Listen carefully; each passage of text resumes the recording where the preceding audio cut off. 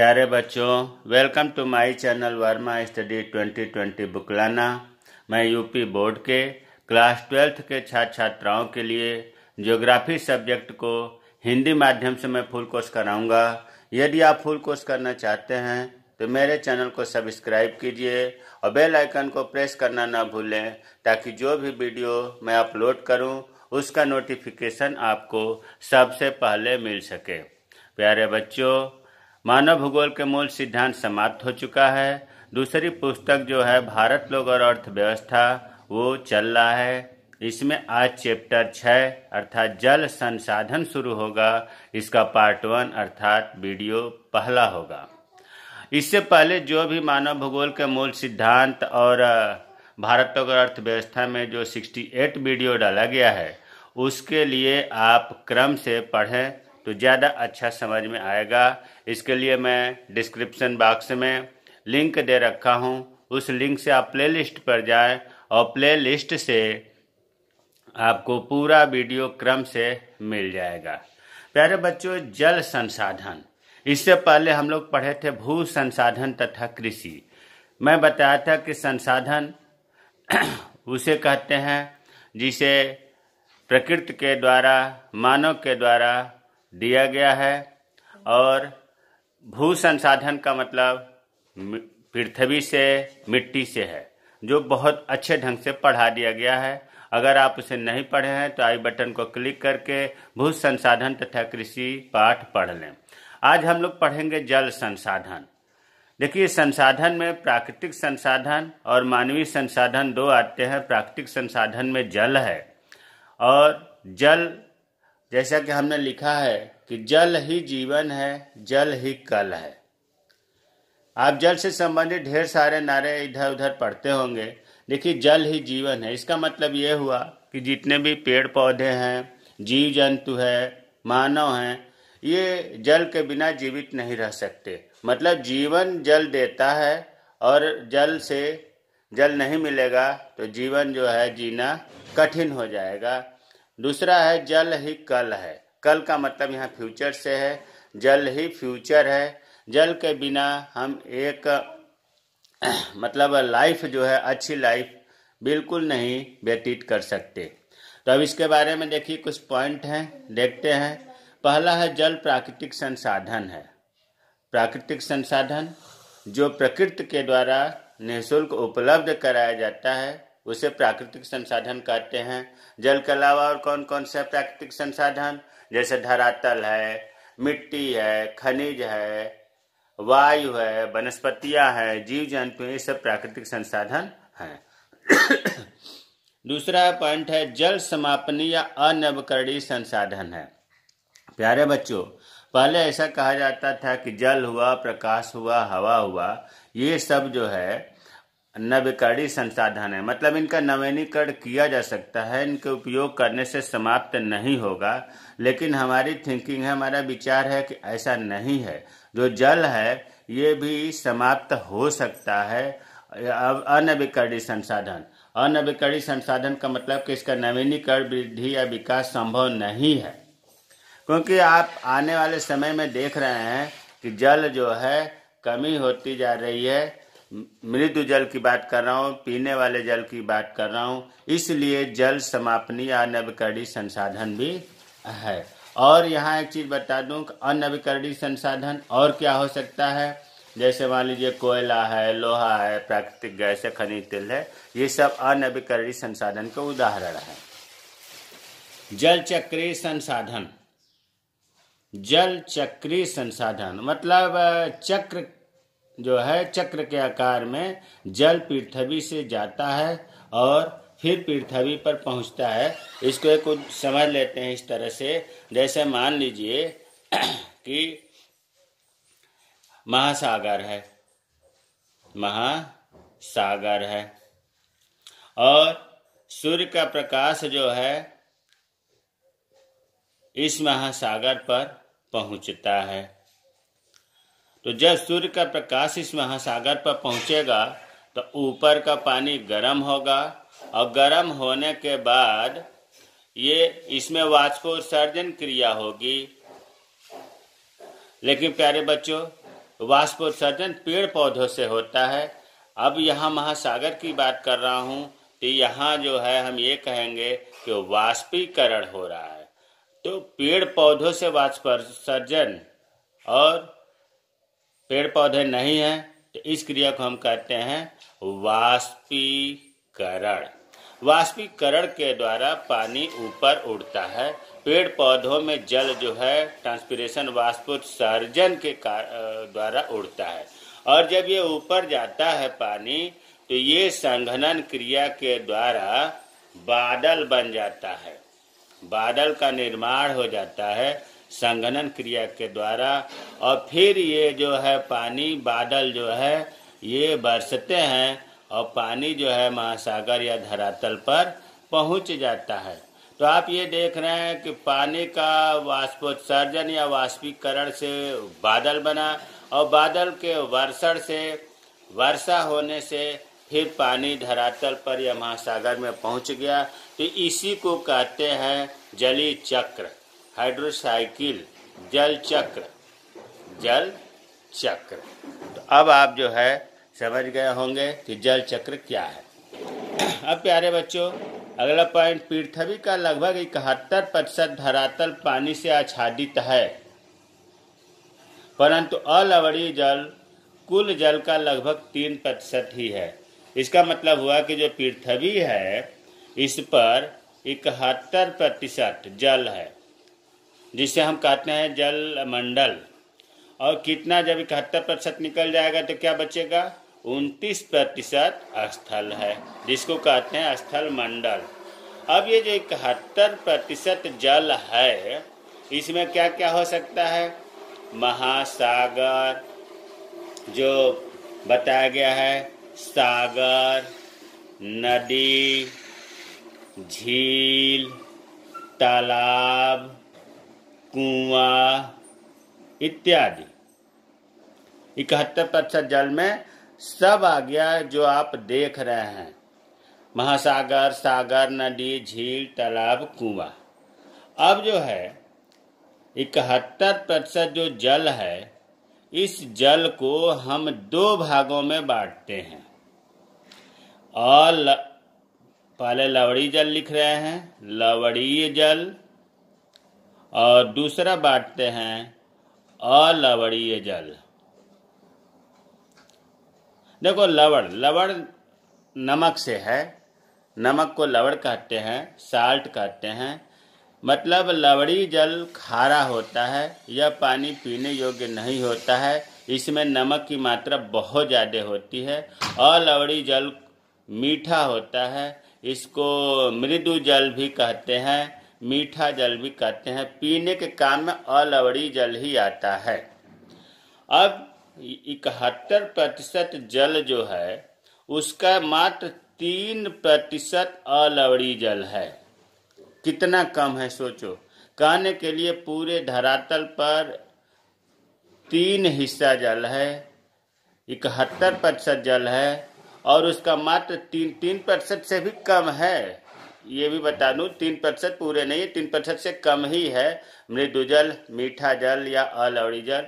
तो जब ये 3% अलवणीय जल है, तो ये कितना बचेगा? 71 में से 3 गया, 68% अलवणीय जल हुआ।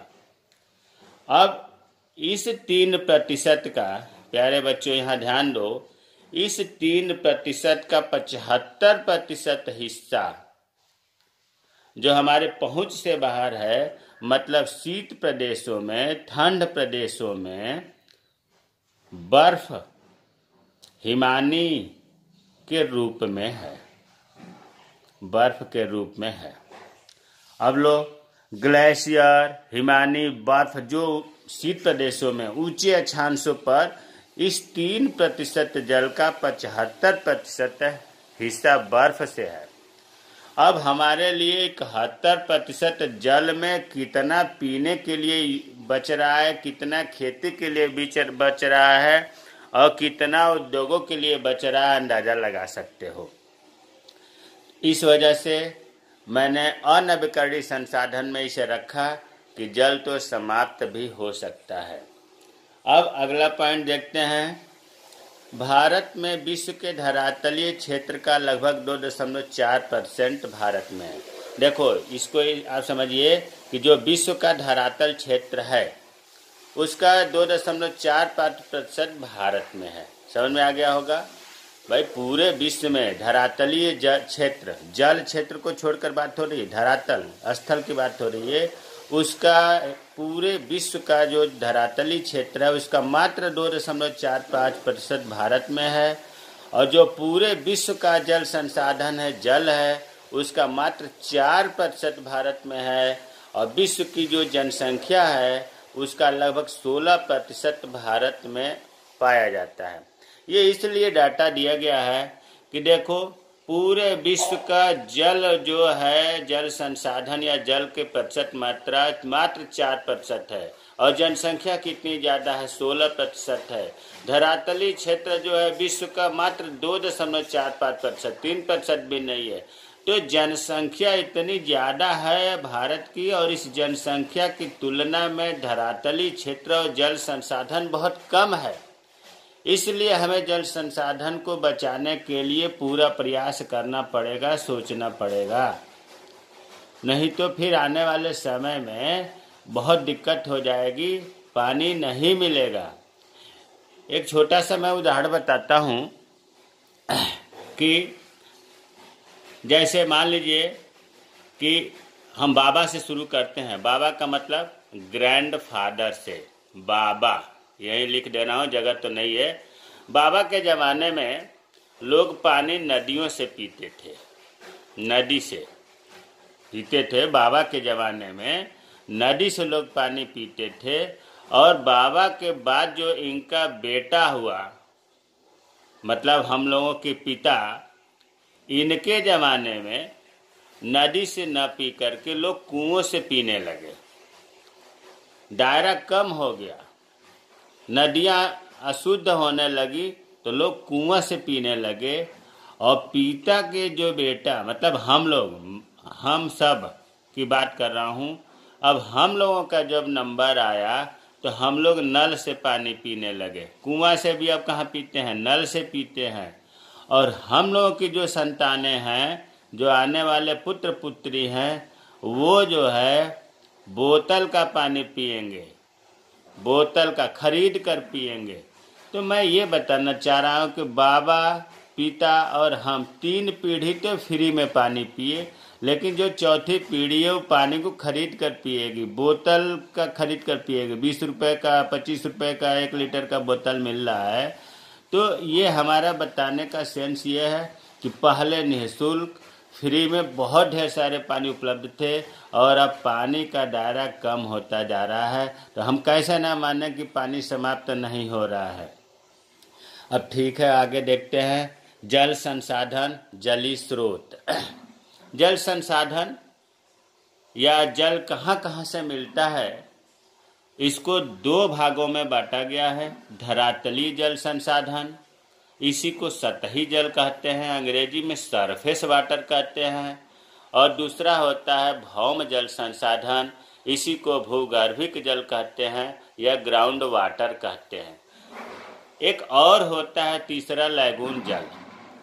तो मेन जो है धरातलीय जल संसाधन भौम जल संसाधन है। अब तीसरा जो है लैगून जल भी इसमें जोड़ा गया है। अब आते हैं, एक एक करके पढ़ते हैं। धरातलीय जल संसाधन जो है, मतलब जो धरातल पर दिखता है, पृथ्वी के भूपर्पटी पर दिखता है, ऊपर जो दिखता है वो धरातलीय जल संसाधन है। और भौम जल संसाधन, जिसको हम भूगर्भिक जल संसाधन कहते हैं, ये पानी दिखता नहीं है, ये धरातल के अंदर होता है, नीचे होता है, इसलिए इसे भौम जल संसाधन कहा गया है। धरातलीय जल संसाधन में कौन से स्रोत हैं? नदियां हैं, आप ऊपर देखते होंगे, झीलें हैं, तलैया है, तालाब है। और भौम जल संसाधन का स्रोत नल, जो अंदर से पानी आता है, भौम जल है। नलकूप है, जैसे ट्यूबवेल, समरसेबुल, ये सब भौम जल संसाधन के स्रोत या उदाहरण है। अब उपयोग की बात करते हैं कि धरातलीय जल संसाधन का उपयोग कहाँ होता है, कितना प्रतिशत होता है, भौम जल संसाधन का उपयोग कहाँ होता है, कितना प्रतिशत होता है। देखिए, धरातलीय जल संसाधन का उपयोग कृषि क्षेत्र, औद्योगिक क्षेत्र और घरेलू क्षेत्र। कृषि क्षेत्र मतलब फसलों को उत्पादन करने में सिंचाई में प्रयोग होता है, सबसे ज़्यादा 89% होता है धरातली जल का। मतलब 100% में 89%, 89% कृषि क्षेत्र में उपयोग होता है धरातली जल का। इतना ही नहीं, भौम जल में भी सबसे ज़्यादा जो ज़मीन का पानी है वो भी कृषि क्षेत्र में होता है 92%। अब आते हैं उद्योगों में। उद्योगों सेक्टर में, उद्योगों के क्षेत्र में जो धरातली जल है उसका 2% और जो भौम जल है उसका 5% उपयोग होता है। घरेलू क्षेत्र में, घरेलू क्षेत्र का मतलब नहाने में, कपड़े साफ करने में, पीने में इत्यादि कार्यों में जो घर पर यूज होता है धरातली जल का 9% होता है, जबकि भौम जल का 3% होता है। ये उपयोग हुआ धरातली जल का उपयोग और भौम जल का उपयोग औद्योगिक क्षेत्र में, कृषि क्षेत्र में, घरेलू क्षेत्र में प्रतिशत मात्रा सहित आपको याद करना है। धरातली जल संसाधन की बात करें, कुल धरातली जल का लगभग 60% भाग भारत की 3 प्रमुख नदियों में बहता है। कौन सी वो 3 नदी है? गंगा, ब्रह्मपुत्र और सिंधु नदी में जो धरातली जल का 60% भाग है इन 3 नदियों में है। भौम जल संसाधन की बात करें तो पूरे भारत को 2 भागों में बांटा गया है, भारत के उत्तरी मैदान और प्रायद्वीपीय भारत। उत्तरी मैदान का मतलब कि उत्तर भारत की बात हो रही है, जो बहुत यहाँ पर विशाल मैदान है, उत्तर भारत का विशाल मैदान जिसे कहते हैं। और प्रायद्वीपीय भारत मतलब दक्षिण भारत की बात हो रही है, यहाँ पर मैदान का अभाव है। तो देखो, जो भारत के उत्तरी विशाल मैदान है इसमें भौम जल के विशाल भंडार हैं, अर्थात भूमिगत जल, भूगर्भिक जल भारत के उत्तरी मैदान में बहुत ज़्यादा पाया जाता है और इसका लगभग 42% से भी अधिक भौम जल भारत के विशाल मैदान के राज्यों में पाया जाता है। जो पूरे देश में भौम जल है उसका 42%, लगभग आधा जो है उत्तरी भारत के विशाल मैदान में पाया जाता है। अब आते हैं प्रायद्वीपीय भारत, दक्षिणी भारत की बात करें तो यहाँ का जो धरातली चट्टानें हैं कठोर हैं, अप्रवेशी हैं, मतलब पानी इसमें प्रवेश नहीं करता है, जिससे जल रिस कर नीचे नहीं जा सकता है। और जब जल रिस कर नीचे नहीं जाता है तो प्रायद्वीपीय भारत में भूगर्भिक जल का, भौम जल का अभाव पाया जाता है। तो हमें उम्मीद है कि धरातली जल के स्रोत, धरातली जल के उपयोग, उसी तरह से भौम जल के स्रोत, उपयोग और इसके बारे में समझ में आ गया होगा। अब जो तीसरा मैं बता रहा था कि धरातली जल संसाधन और भौम जल संसाधन के बाद तीसरा जो है लैगून जल। लैगून का वैसे आप हिंदी झील होता, आप कहेंगे कि धरातली जल में तो ऊपर झील आ गया था, लेकिन प्यारे बच्चों जो धरातली जल संसाधन और भौम जल संसाधन जो अभी हम लोग पढ़ा उसमें मीठा जल है और लवणीय जल है, जबकि इस लैगून जल की बात हो रही यहाँ पर खारा जल है, यहाँ लवणीय जल है, इसलिए इसे धरातली जल संसाधन से अलग रखा गया है। देखिए, भारत की समुद्र तट रेखा विशाल है और कुछ राज्यों में केरल, उड़ीसा, पश्चिम बंगाल समुद्र तट बहुत दंतुरित है। इसको आप समझो कि जैसे ये भारत का समुद्र तट रेखा है, इस तट पर किनारों पर दांत जैसी संरचना बनी हुई है, दंतुरित, इंडेंटेड। तो दांत जैसी संरचना बनी हुई है जिसे हम कहते हैं दंतुरित, और ये कटिंग से लैगून और झील बन गए हैं। इनमें समुद्र का पानी भर गया है और ये जो बन गया है इन्हें लैगून या झील कहते हैं। जलाशय ये जो है इसमें खारा पानी, समुद्र का पानी भरा है तो खारा ही भरा होगा और इन पानी से मछली पालन होता है। कुछ मछलियाँ इसमें खारे पानी में रहना पसंद करती हैं तो मछली पालन होता है। चावल की कुछ निश्चित किस्में हैं उनमें सिंचाई के प्रयोग होता है, नारियल में सिंचाई का प्रयोग होता है। इसलिए जो जलीय स्रोत है अब 2 नहीं 3 हो गया। पहला धरातली जल संसाधन जिसे सतही जल कहते हैं, दूसरा भौम जल संसाधन जिसे भूगर्भिक जल कहते हैं और तीसरा लैगून जल। लैगून जल आपने देखा कि केरल, उड़ीसा और पश्चिम बंगाल के समुद्र तट पर ज़्यादा पाए जाते हैं। इनका उपयोग मछली उत्पादन में, नारियल की खेती में, चावल की खेती में प्रयोग किया जाता है। एक और आपको महत्वपूर्ण बताऊं कि इजराइल जैसे देश में, इजराइल में 25 सेंटीमीटर वर्षा औसत वार्षिक वर्षा होती है। 25 सेंटीमीटर औसत वार्षिक वर्षा होती है, लेकिन यहाँ जल का अभाव नहीं है। आप सोचेंगे 25 सेंटीमीटर तो बहुत कम होता है। भारत में 100 से 200 सेंटीमीटर तक वर्षा होती है, लेकिन यहाँ अभाव है। और इतना ही नहीं, भारत में कहीं कहीं पर तो बहुत ज़्यादा 400 सेंटीमीटर तक वर्षा होती है। और भारत में जैसे मासीन राम है मेघालय में, पूरे विश्व का सबसे ज़्यादा वर्षा मासीन राम में होता है, जो चेरापूंजी के बगल में है। और यहाँ पर तो ये मासीन राम में 1 घंटे में जितनी वर्षा हो जाती है, उतना तो राजस्थान में साल भर में नहीं होती है। इसलिए हम कहते हैं कि वर्षा का स्थानीय भिन्नता भी है। खैर, हम यहाँ ये बताना चाह रहे हैं कि इजराइल में 25 सेंटीमीटर औसत वार्षिक वर्षा होती है, जबकि भारत में औसत 200 से 200 सेंटीमीटर वार्षिक वर्षा होती है। लेकिन इजराइल में पानी का अभाव नहीं है और भारत में अभाव है। प्रतिवर्ष कहीं न कहीं भारत में सूखा पड़ता रहता है। इसका कारण क्या है बच्चों? कारण यह है कि भारत में समुचित जल प्रबंधन की व्यवस्था नहीं है। और समुचित जल प्रबंधन की व्यवस्था नहीं होने के कारण जो हमारा वर्षा का पानी अलवड़ी जल था, जो मृदु जल था, मीठा जल था, वो नदियों में, नालों में, तालाबों में, समुद्रों में चला जाता है। तो बारिश के समय तो पानी का अभाव नहीं रहता है, लेकिन जो शेष 8-9 महीने बचते हैं उस समय पानी का अभाव रहता है। तो पानी का अभाव का कारण ये रहा समुचित जल प्रबंधन। इसको हम एक ग्राफ से समझते हैं। देखिए, जैसे मान लीजिए कि ये खेत है जिस पर खेती की जाती है, और ये हमने मान लिया कि यहाँ पर आदमी हैं, जहाँ पर हम आप रहते हैं। यहीं पर आदमी रहते हैं, यहीं पर उद्योग है।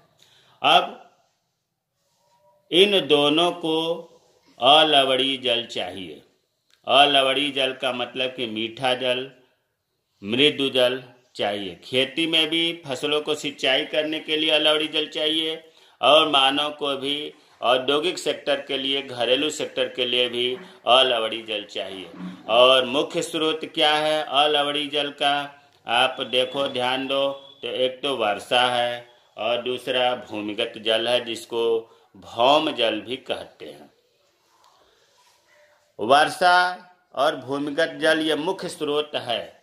अब जो है, पहले हम भूमिगत जल की बात करें तो भूमिगत जल जो है हर हाल में पब्लिक को चाहिए, आदमी को चाहिए। ये आदमी वर्षा का जल नहीं पिएगा, क्योंकि वर्षा का जल फसलों के काम में तो आ सकता है, लेकिन मानव के काम में नहीं आ सकता। भूमिगत जल ही मानव के काम में आता है। अब होता क्या है कि जो भूमिगत जल पब्लिक को तो चाहिए ही, जनसंख्या को तो चाहिए ही, लेकिन जो खेत है, खेत वर्षा से काम चल जाएगा। खेती का, फसलों की जो सिंचाई होगी वर्षा के पानी से हो जाएगा। लेकिन होता क्या है, वर्षा के पानी को हम संरक्षित न करते हैं, भूमिगत जल का ही खेत में प्रयोग करते हैं। और दिन प्रतिदिन यही कारण है कि भूमिगत जल कम होता जा रहा है, वाटर लेवल बहुत नीचे होता जा रहा है। तो इसके लिए हमें क्या करना होगा कि जो वर्षा का जल है हर हाल में इसे संरक्षित करना पड़ेगा, ताकि वर्षा के जल से खेती हो जाए। भूमिगत जल का प्रयोग खेत में न किया जाए, उसे बचा लिया जाए, ताकि हमारे लिए, हमारे आने वाले पीढ़ी के लिए वो पानी काम में आवे। और हर हाल में वर्षा के जल से ही खेती किया जाए। तो यहाँ हम लिख देते हैं कि हर हाल में वर्षा का जल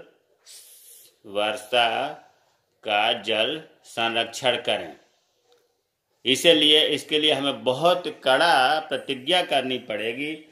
भौम जल को समाप्त होने से बचाएं।